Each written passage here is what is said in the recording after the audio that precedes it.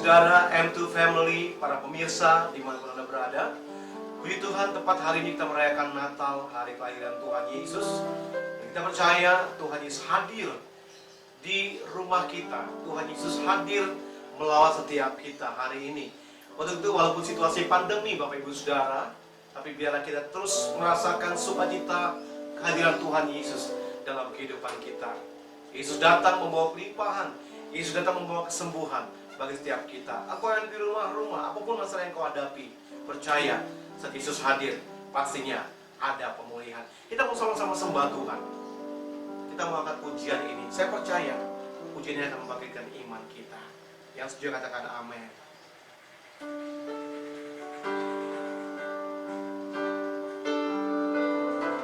Terima kasih Tuhan. Kau sungguh baik buat kami. Kami bersyukur Tuhan untuk hari ini. Katakan sama-sama pujian. Yesus datang membawa kelimpahan.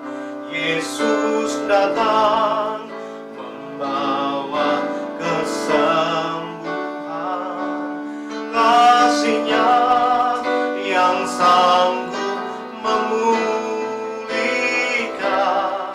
semua yang percaya. Yesus datang memberiku kelimpahan. Yesus datang memberiku kesembuhan. Kasih-Nya yang sanggup pulihkanku. Yesus, ku percaya. Haleluya, haleluya. Terpujilah Tuhan. Haleluya, haleluya, haleluya. Amin. Sekali lagi yuk katakan pujian ini dengan iman. Yesus datang membawa kelimpahan. Yesus datang membawa kesembuhan. Kasih-Nya yang sanggup memulihkan semua yang percaya. Yesus datang, Yesus datang memberiku kelimpahan. Yesus datang memberiku kesembuhan. Kasih-Nya yang sanggup pulihkanku. Yesus, ku percaya. Oh, haleluya, haleluya. Terpujilah Tuhan. Haleluya, haleluya. Oh, haleluya. Amin, haleluya. Oh, haleluya, haleluya. Terpujilah Tuhan.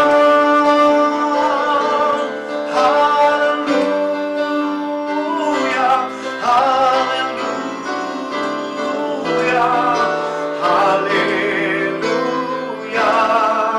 Amin. Kita mau sembah Tuhan sama-sama. Mari angkat suara di hadapan Tuhan. Tinggikan Dia, naikkan syukur buat Tuhan Yesus. Katakan terima kasih Tuhan buat kehadiran-Mu dalam hidup kami, kehadiran-Mu dalam keluarga kami, dalam usaha kami, dalam pekerjaan kami. Kami percaya saat Engkau hadir, ada kelimpahan, ada kesembuhan, ada pemulihan terjadi buat hidup kami, buat usaha usaha kami, buat pekerjaan kami, buat keluarga kami. Terima kasih Yesus. Engkau ditinggikan, terima sembah kami. Haleluya. Yesus Engkau layak ditinggikan.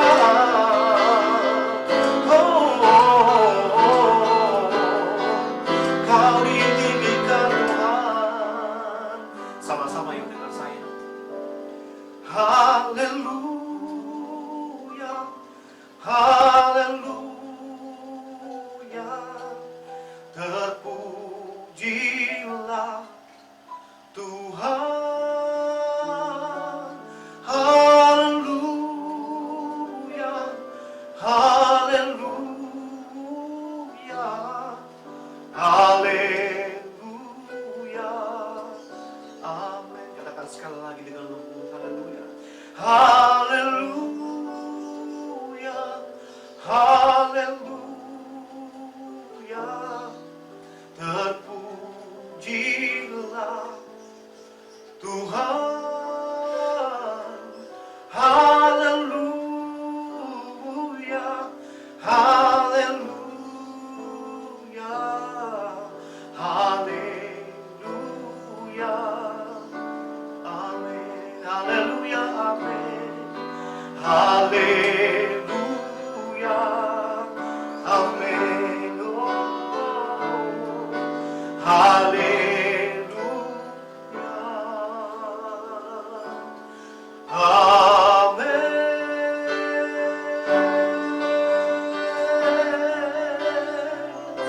Mari sembah Dia,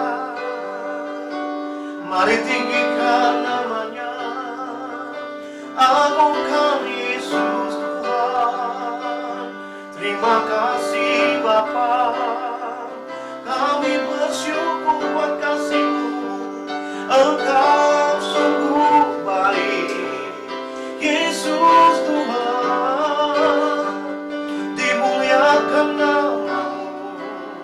Haleluya, glory bagi Yesus Tuhan.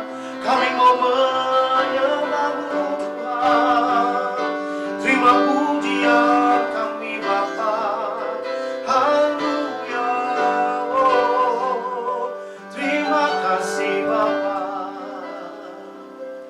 Sembah dan puji Dia, sembah dan puji Dia, sembah dan puji Dia, Sang Raja.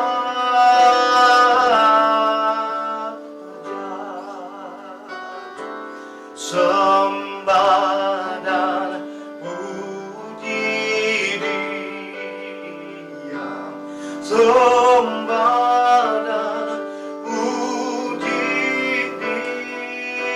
Dia, sembah dan puji Dia, Sang Raja.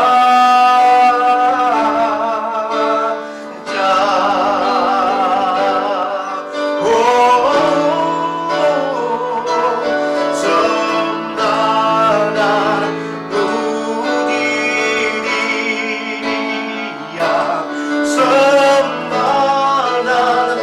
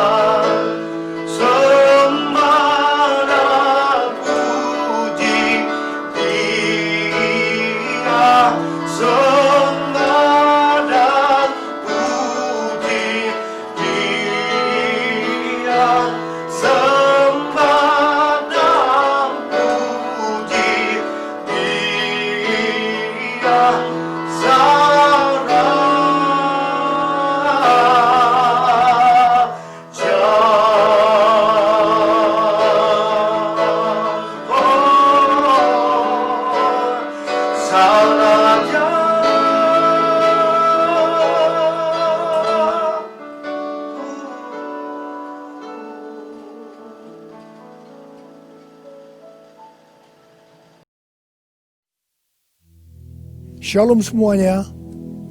Hari ini tanggal 25 Desember 2020. Kita merayakan Natal bersama-sama. Saya akan mengajak saudara untuk membaca dari Yesaya pasal 9 ayat yang kelima. Mari kita baca. Sebab seorang anak telah lahir untuk kita. Seorang putra telah diberikan untuk kita. Lambang pemerintahan ada di atas bahunya.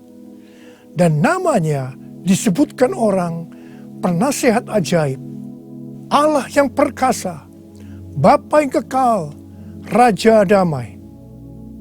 Ayat ini menubuatkan kelahiran Yesus Sang Mesias. Tema Natal untuk tahun 2020 adalah lahirnya Yesus Sang Mesias. Kisah Para Rasul 4 ayat 12 berkata bahwa keselamatan tidak ada di dalam siapapun juga selain di dalam Dia. Sebab di bawah kolong langit ini tidak adalah nama lain yang diberikan kepada manusia yang olehnya kita dapat diselamatkan. Hanya di dalam nama Tuhan Yesus Kristus. Yesus Kristus adalah Allah yang menjelma menjadi manusia. Yesus adalah Mesias yang artinya juru selamat. Kata Mesias hanya dipakai untuk Allah. Tidak pernah dipakai untuk manusia atau pekerjaannya. Yesaya mencatat 4 nama yang menandai tugas Yesus sebagai Mesias. Yang pertama, penasehat yang ajaib. Sebagai penasehat, maka Tuhan Yesus akan menyingkapkan rencana keselamatan yang sempurna dan akan menunjukkan kepada kita jalan untuk mendapatkan hidup yang kekal. Yang kedua, Allah yang perkasa. Di dalam Yesus selaku Mesias, seluruh kepenuhan kealahan akan berdiam secara jasmani. Sebab Yesus adalah Allah yang menjelma menjadi manusia. Yang ketiga, Bapa yang kekal. Yesus datang bukan hanya untuk memperkenalkan Bapa surgawi, tetapi ia juga akan bertindak sebagai Bapa kepada umatnya secara kekal. Ia penuh belas kasihan. Ia mengasihi, melindungi, dan menyediakan kebutuhan anak-anaknya. Yang keempat, Raja Damai. Yesus disebut Raja Damai karena hanya Tuhan Yesus yang bisa mendamaikan manusia dengan Allah. Mengapa manusia harus didamaikan dengan Allah? Sebab Alkitab katakan, semua orang telah berbuat dosa dan telah kehilangan kemuliaan Allah. Dosa membuat kita menjadi setru Allah. Upah dosa adalah maut, mati kekal selama-lamanya, tempatnya di neraka. Bagaimana Tuhan Yesus mendamaikan manusia dengan Allah? Alkitab berkata dalam 2 Korintus 5 ayat 21, Dia yang tidak mengenal dosa telah dibuatnya menjadi dosa oleh karena kita, supaya dalam Dia kita dibenarkan oleh Allah. Tuhan Yesus yang tidak mengenal dosa dijadikan dosa oleh karena kita. Artinya Tuhan Yesus harus mati menggantikan kita. Kita yang sebenarnya harus mati, tetapi Tuhan Yesus menggantikan kita. Supaya setiap orang yang percaya kepada Tuhan Yesus dibenarkan oleh Allah. Artinya didamaikan dengan Allah. Tuhan Yesus sebagai Raja Damai juga akan memberikan kepada kita damai sejahtera yang berlimpah-limpah. Ini yang sangat kita perlukan pada masa pandemi COVID-19 ini. Yesaya 48 ayat 18 berkata, Sekiranya engkau memperhatikan perintah-perintahku, maka damai sejahteramu akan seperti sungai yang tidak pernah kering. Dan kebahagiaanmu akan terus berlimpah seperti gelombang-gelombang laut yang tidak pernah berhenti. Jadi, kunci untuk mendapatkan damai sejahtera yang berlimpah-limpah yang Tuhan Yesus sediakan adalah memperhatikan perintah Tuhan. Hidup menurut kehendak Tuhan. Karena itu, baca Alkitab setiap hari.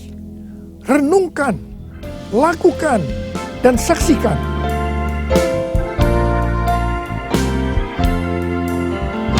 Yesus telah lahir ke dalam dunia ini.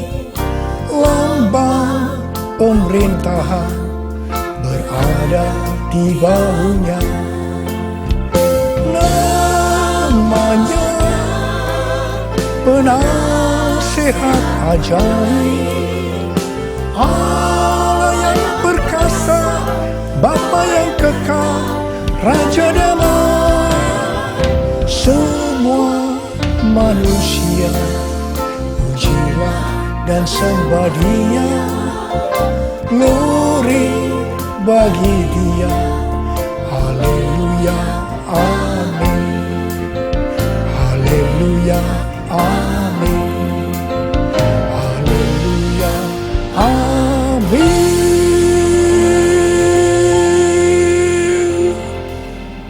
Pada waktu Tuhan Yesus lahir ke dalam dunia ini, ada beberapa peristiwa yang terjadi yang mengajarkan kepada kita bagaimana seharusnya kita menyambut kedatangan Tuhan. Peristiwa pertama dalam Lukas 2 ayat 8 sampai dengan 12, yaitu yang dilakukan oleh para gembala. Pada waktu para gembala sedang menjaga ternak di waktu malam, tiba-tiba mereka didatangi oleh malaikat Tuhan, dan kemuliaan Tuhan meliputi mereka. Mereka sangat ketakutan. Malaikat berkata kepada para gembala, "Jangan takut, sebab sesungguhnya aku memberitakan kepadamu kesukaan besar untuk seluruh bangsa. Hari ini telah lahir bagimu Juru Selamat, yaitu Kristus Tuhan di kota Daud. Dan inilah tandanya bagimu. Kamu akan menjumpai seorang bayi dibungkus dengan lampin dan terbaring di dalam palungan." Mereka tidak mengerti apa yang dikatakan oleh malaikat tadi. Tetapi mereka taat, pergi ke Bethlehem di kota Daud untuk menjumpai Sang Mesias. Di sini kata kuncinya adalah ketaatan. Peristiwa kedua di dalam Lukas 2 ayat 13 dan 14, yaitu adanya nyanyian para malaikat dan banyak bala tentara surgawi yang memuji Allah. Kemuliaan bagi Allah di tempat yang maha tinggi, dan damai sejahtera di bumi di antara manusia yang berkenan kepadanya. Di sini kata kuncinya adalah doa, pujian, penyembahan bersama-sama dalam unity siang dan malam. Peristiwa yang ketiga ada di dalam Matius 2 ayat 11 bagian A, yaitu waktu orang Majus sujud menyembah Sang Mesias. Di sini kata kuncinya adalah sujud menyembah Sang Mesias. Peristiwa yang keempat terdapat dalam Matius 2 ayat 11b. Orang Majus membuka tempat harta bendanya dan mempersembahkan emas, kemenyan, dan mur. Di sini kata kuncinya adalah mempersembahkan emas, kemenyan, dan mur.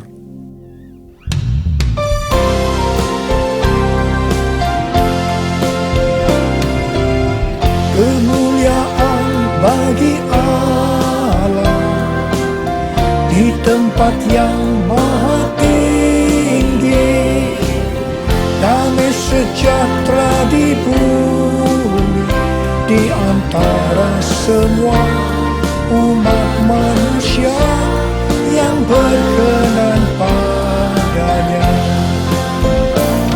yang berkenan padanya.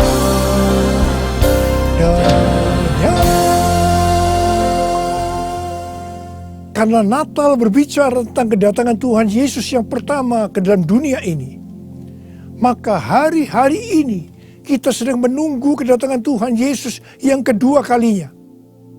Sesuai dengan 4 peristiwa yang terjadi pada waktu menyambut kedatangan Tuhan Yesus yang pertama, maka ada 4 hal yang harus kita lakukan untuk menyambut kedatangan Tuhan Yesus yang kedua kali. Yang pertama adalah ketaatan.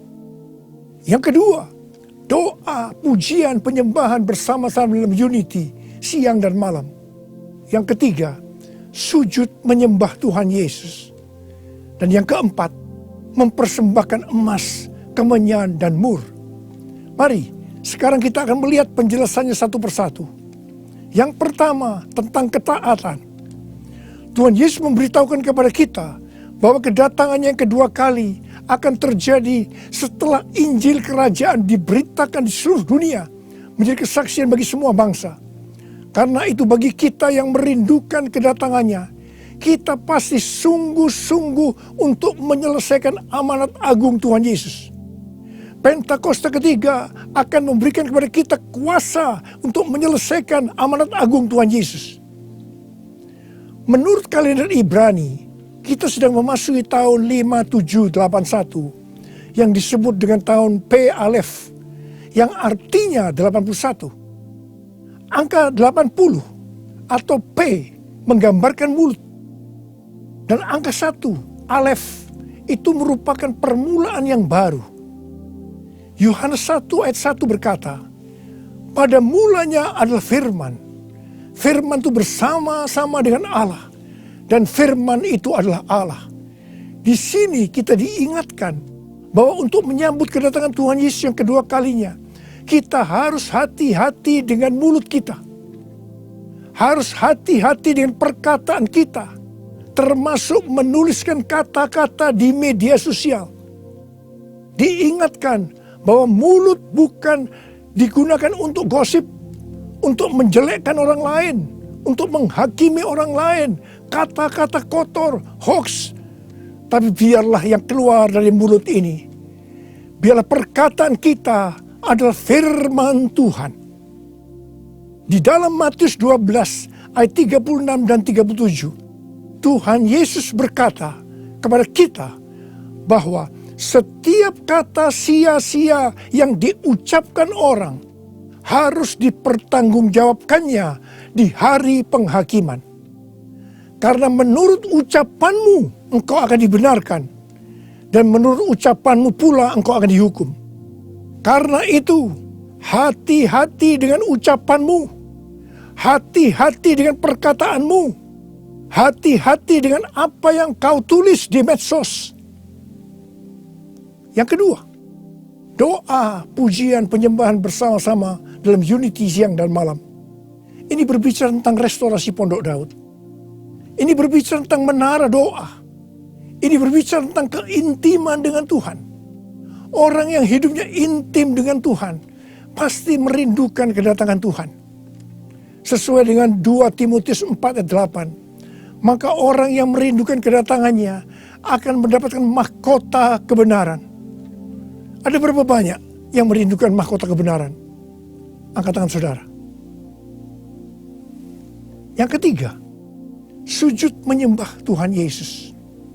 Sujud menyembah Tuhan Yesus artinya dengan segenap hidup kita melakukan segala kehendak Tuhan. Jadi, segala sesuatu yang kita lakukan, kalau itu menyenangkan hatinya Tuhan, itu artinya kita sujud menyembah Tuhan. Kisah Para Rasul 13:22 berkata bahwa tentang Daud Allah telah menyatakan, aku telah mendapatkan Daud bin Isai, seorang yang berkenan di hatiku dan yang melakukan segala kehendakku. Daud adalah seorang yang berkenan di hati Tuhan karena Daud melakukan segala kehendak Tuhan pada zamannya. Itu artinya Daud sujud menyembah Tuhan. Saya selalu merindukan Tuhan berkata kepada saya, aku telah menemukan Niko bin Noto Raharjo, orang yang berkenan di hatiku dan melakukan kehendakku. Apakah saudara merindukan hal yang sama seperti apa yang saya rindukan? Yesus, kau ku sembah, Yesus, kau ku sembah. Saat yang indah ini kau ku sembah, pujian ku naikkan dan kasih ku berikan. Yesus Tuhan mulia, Engkau aku sembah. Yesus Tuhan mulia, Engkau aku sembah.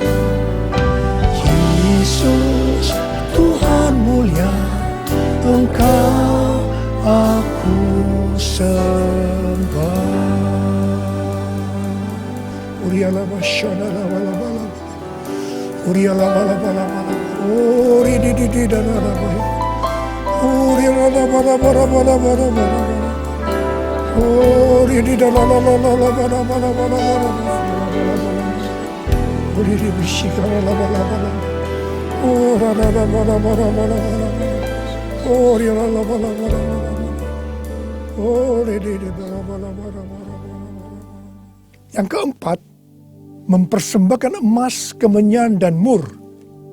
Sesuai dengan apa yang dituliskan dalam Alkitab, maka kita akan berbicara dalam arti secara rohani. Emas berbicara tentang kekudusan atau kemurnian. Sikap, tindakan, dan ucapan kita harus kudus. Sebab tanpa kekudusan tidak ada seorang pun akan melihat Tuhan. Di dalam 2 Petrus 3 ayat 10 sampai 14 tertulis, tetapi hari Tuhan akan tiba seperti pencuri. Pada hari itu langit akan lenyap dengan gemuruh yang dahsyat, dan unsur-unsur dunia akan hangus dalam nyala api, dan bumi dan segala yang ada di atasnya akan hilang lenyap. Jadi, jika segala sesuatu ini akan hancur secara demikian, betapa suci dan salehnya kamu harus hidup, yaitu kamu yang menantikan dan mempercepat kedatangan hari Allah. Pada hari itu langit akan binasa dalam api, dan unsur-unsur dunia akan hancur karena nyalanya. Tetapi sesuai dengan janjinya, kita menantikan langit yang baru dan bumi yang baru, di mana terdapat kebenaran. Sebab itu saudara-saudaraku yang kekasih, sambil menantikan semuanya ini, kamu harus berusaha supaya kamu kedapatan tak bercacat dan tak bernoda di hadapannya dalam perdamaian dengan Dia. Emas biasanya dikaitkan dengan kekayaan, kesuksesan, dan kekuasaan. Kebanyakan motivasi dari orang yang bekerja atau berusaha adalah untuk mendapatkan ketiga hal ini untuk dirinya sendiri. Tetapi kita diminta untuk mempersembahkan semuanya itu kepada Tuhan. Sehingga kita tidak akan cinta uang, kita tidak akan sombong, dan tetap mengasihi sesama manusia seperti mengasihi diri sendiri. Emas juga berbicara tentang sesuatu yang mahal harganya. Saya tidak tahu apa yang mahal harganya bagi saudara. Mungkin itu uang, mungkin waktu yang kita punya, mungkin itu harga diri. Tuhan mau semuanya dipersembahkan kepada Dia. Abraham diminta untuk mempersembahkan Ishak, anaknya yang tunggal, yang sangat berharga dan dikasihinya, yang didapatkan pada masa tuanya. Abraham lulus ujian ketika ia dengan rela mempersembahkan Ishak, hartanya yang paling mahal, dan Tuhan memberkati Abraham beserta keturunannya berlimpah-limpah-limpah. Sekarang kita akan berbicara tentang kemenyan. Yang pertama, kemenyan berbicara tentang korban. Sesuai dengan Roma 12 ayat 1, kita diminta untuk mempersembahkan tubuh kita sebagai korban yang hidup, kudus, dan berkenan kepada Tuhan. Itu adalah ibadah kita yang sejati. Kita harus hidup bagi Tuhan, menyembah Dia, menaati Dia, bersama Dia menentang dosa, membela kebenaran, menolak dan membenci kejahatan, melakukan pekerjaan yang baik untuk orang lain, seperti yang dilakukan oleh Tuhan Yesus, mengikut Dia, melayani Dia, hidup dipenuhi Roh Kudus, dan hidup sesuai pimpinan Roh Kudus. Hidup kudus dan berkenan kepada Tuhan, itu artinya kita harus memisahkan diri dari dunia dan makin intim dengan Dia. Jadi, untuk hidup kudus dan berkenan kepada Tuhan, kita harus berkorban. Korban itu sesuatu yang menyakitkan bagi kedagingan kita. Tidak benar kalau menjadi orang Kristen yang santai, bisa berbuat apa saja dan tetap masuk surga. Yang kedua, kemenyan berbicara tentang persembahan yang menyenangkan hatinya Tuhan. Yang ketiga, kemenyan berbicara tentang doa. doa yang dilakukan setiap waktu dalam roh dengan tidak putus-putusnya untuk orang kudus. Ini merupakan senjata Allah untuk melawan tipu muslihat iblis. Hari-hari ini kita sedang memasuki masa peperangan rohani yang dahsyat untuk merebut jiwa-jiwa dari tangan si iblis. Sekarang kita akan berbicara tentang mur. Mur berasal dari bahasa Ibrani mor dan bahasa Yunani smurna yang artinya pahit. Ibrani 12 ayat 15 berkata, jagalah supaya jangan ada seorang pun menjauhkan diri dari kasih karunia Allah, agar jangan tumbuh akar yang pahit, yang menimbulkan kerusuhan dan yang mencemarkan banyak orang. Jangan sampai mempunyai akar pahit. Ingat Amsal 4 ayat 23 yang berkata, jagalah hatimu dengan segala kewaspadaan, karena dari situlah terpancar kehidupan. Ingat, kita mau hidup kekal selama-lamanya atau mati kekal selama-lamanya tergantung pada hati kita. Kalau hati kita kotor oleh akar pahit, maka akan mati kekal selama-lamanya. Kalau mulai muncul akar pahit, cepat datang ke hadapan Tuhan Yesus. Serahkan itu, bertobat, minta ampun. Karena selama ini menjauhkan diri dari kasih karunia Allah, maka engkau akan selamat. Mur juga berbicara tentang pengurapan. Salah satu bahan untuk membuat minyak urapan adalah mur. Pengurapan yang diberikan oleh Tuhan kepada kita harus dikembalikan kepada Tuhan. Bukan untuk popularitas, mencari kekayaan, atau kepentingan-kepentingan lainnya.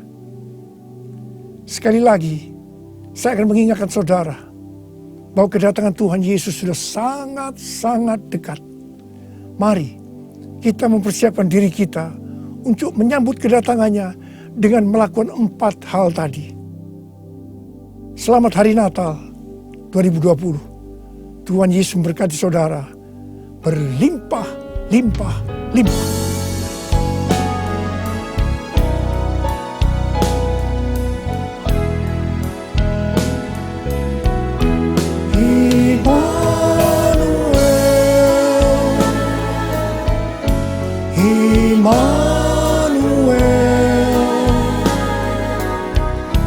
Namanya disebut Immanuel, Allah serta dalam kita. Namanya disebut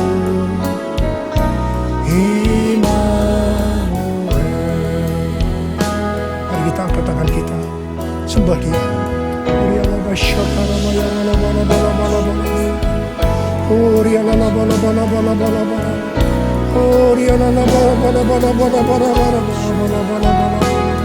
Oh Jesus, oh Tuhan Yesus, Tuhan Yesus, Tuhan Yesus, Tuhan Yesus, Tuhan Yesus, terima kasih ya Tuhan.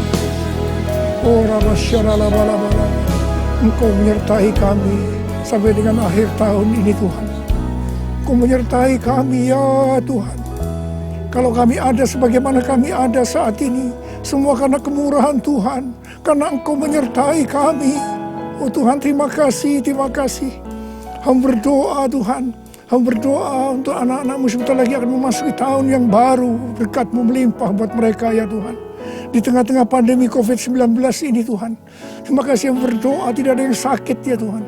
Sembuh dalam nama Yesus, sembuh dalam nama Yesus, sembuh dalam nama Yesus.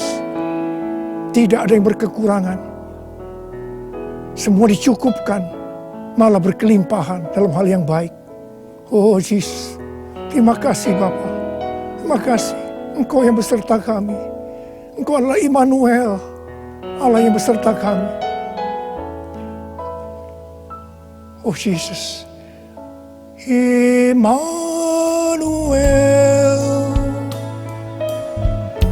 Immanuel,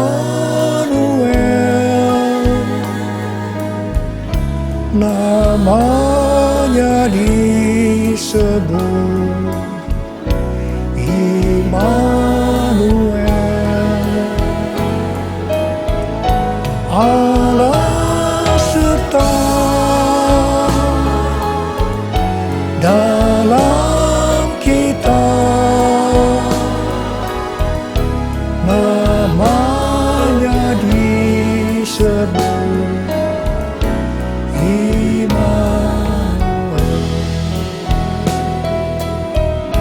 namanya disebut Immanuel.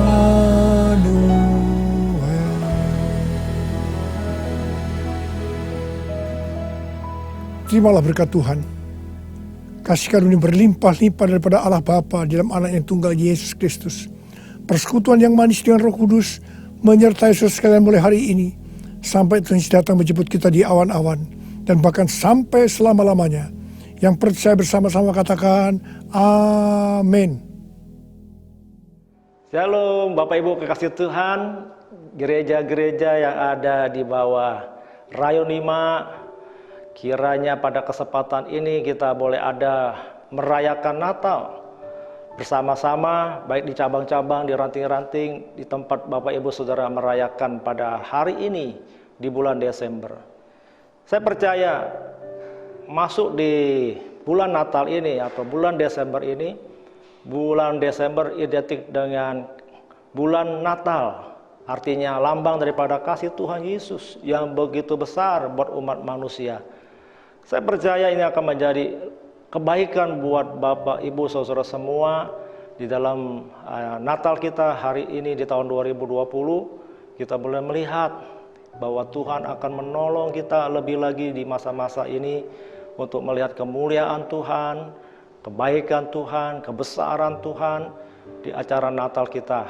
Saya percaya juga bahwa pandemi COVID-19 yang masih ada masuk di bulan Desember ini, itu akan Tuhan tolong kita. Kenapa?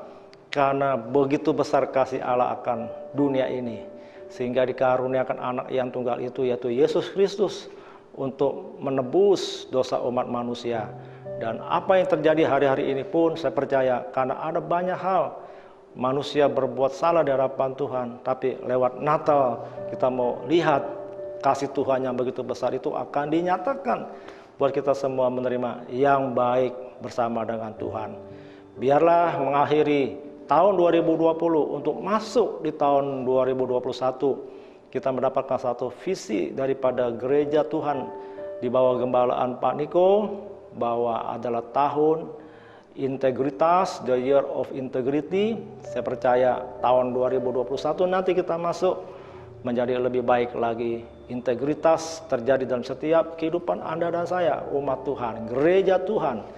Dan kita percaya akan terjadi penuaian yang terbesar dan yang terakhir di hari-hari yang ke depan ini. Kiranya Natal hari ini yang kita rayakan menjadi sesuatu yang amat sangat luar biasa artinya di dalam setiap aspek kehidupan Bapak Ibu Saudara semua. Kiranya Tuhan memberkati kita. Shalom.